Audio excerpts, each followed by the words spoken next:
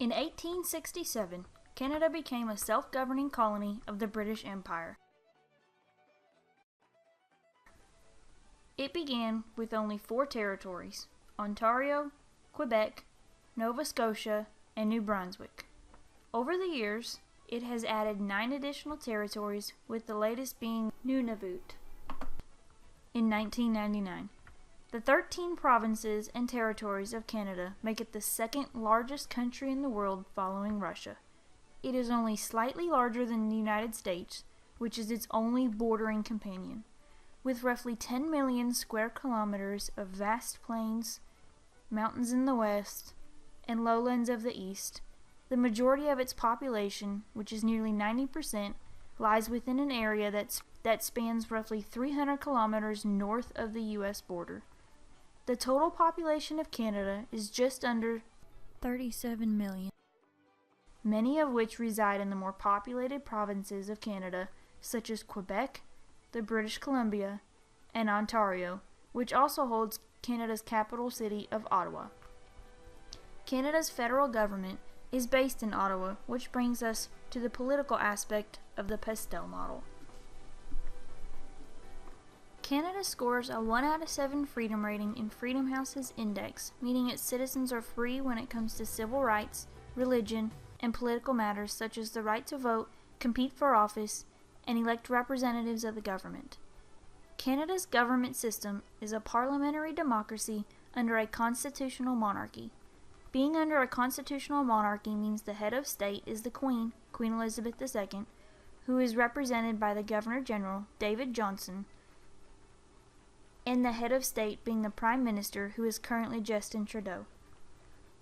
Also, being a parliamentary democracy means the Parliament is divided into 3 parts: the Queen, the Senate, and the House of Commons. The Queen is the head of state, the Prime Minister is the head of government, and the Cabinet, chosen by the Prime Minister, all make up the executive branch. The legislative branch runs as a bicameral parliament, which is comprised of the Senate and the House of Commons. The judicial branch houses Canada's highest court, which is the Supreme Court of Canada. Canada's court system is responsible for ensuring enforcement of contracts is secure and holding a great record of independence and transparency, resulting in Canada having a relatively clean government. This means Canada has a high score on the Rule of Law Index, slightly averaging above the U.S., meaning the U.S. government may not be as strict with their contracts. Canada also scores high on Corruption Perceptions Index, again higher than the U.S. average, meaning Canada has fewer cases of corruption and prosecutes them more vigorously. Canada's political stability has continued to increase over the years, while the U.S. has recently begun to decline. Canada's political stability has increased since Justin Trudeau was elected as Prime Minister in October of 2015. He has strengthened trade relations with a large number of countries and is also working on limiting non-tariff barriers to trade between Canada's own provinces. This brings us into the economical aspect of the Pastel model. Canada has a market-oriented economy like the U.S. This means that the production is determined by supply and demand. Market-based economies attract entrepreneurs due to the ease and incentives to start a business with an innovative idea. Canada ranks a 78.5 on the Heritage Foundation's Economic Freedom Index due to its open markets, high rule of law, regulatory efficiency, and low tax burden. This allows citizens to have control over their own labor and property, and can run a business without the unnecessary government constraint. Canada also scores high on the Human Development Index. It has been relatively similar to the U.S. over the past few years. With Canada's universal healthcare system, the median age has risen to 42 years and a life expectancy of birth at around 82 years. Canada has an inflation rate of 1.4%, while the unemployment rate is 7.1%. Canada starts to differentiate more from the U.S. when it comes to a gross national income, which is the average of all income received by a country's individuals.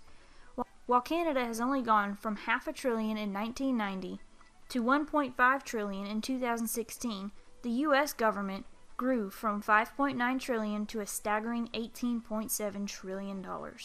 The GNI per capita at PPP, however, is relatively closer between the two countries throughout the last 30 years, with the GNI per person for Canada being $43,420 and the U.S. being $58,030.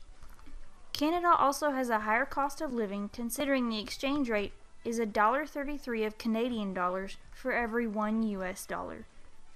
Foreign direct investments rank lower in compared to the U.S. in both inward and outward flow and inward and outward stock. While the U.S. has seen drastic rises in all four categories, Canada has also seen slight improvement. Canada's top partners for exports are the U.S. and China, while the top partners for imports are the U.S., China, and Mexico. The 1994 North American Free Trade Agreement, or NAFTA, has dramatically increased the trade between the U.S. and Canada. Canada is now the U.S.'s largest foreign supplier of oil, electrical power, gas, and uranium.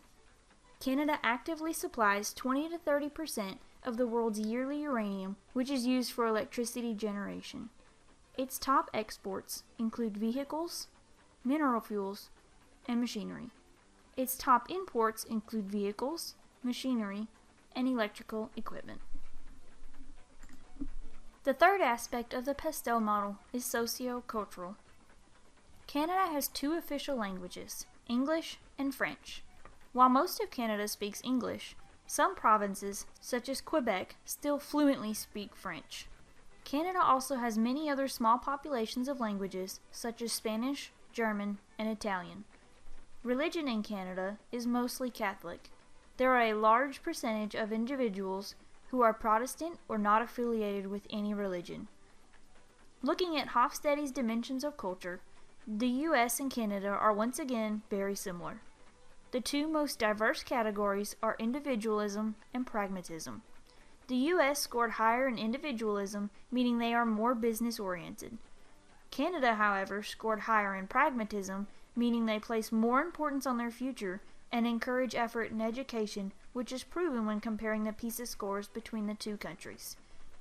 Canada was well above average in math, reading, and science, while the U.S. was well below average in math and slightly above average in both reading and science.